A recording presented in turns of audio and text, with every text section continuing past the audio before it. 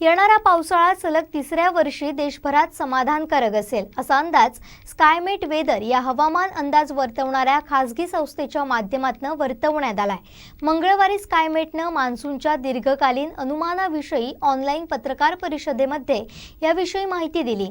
2021 मध्ये सरासरीच्या 103% पाऊस पडण्याची शक्यता आहे। राज्यामध्ये सरासरी इतका पाऊस पडेल असाही अंदाज आहे। जून ते सप्टेंबर या कालावधीत देशात सरासरी 880.6 मिलीमीटर पाऊस पडतो। या काळात यंदा 907 मिलीमीटर पाऊस पडू शकेल।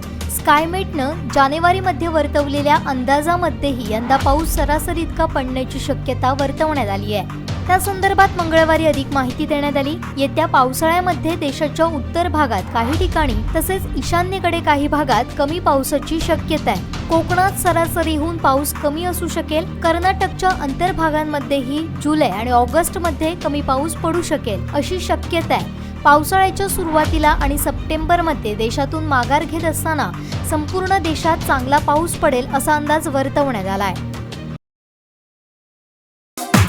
पहिला अपडेट आणि पहिल्या बातमीसाठी सबस्क्राइब करा कोकणचं नंबर 1 महा चॅनल सिंधुदुर्ग लाईव्ह। लाईक करा, शेअर करा आणि हो, बेल आयकॉनला क्लिक करायला विसरू नका।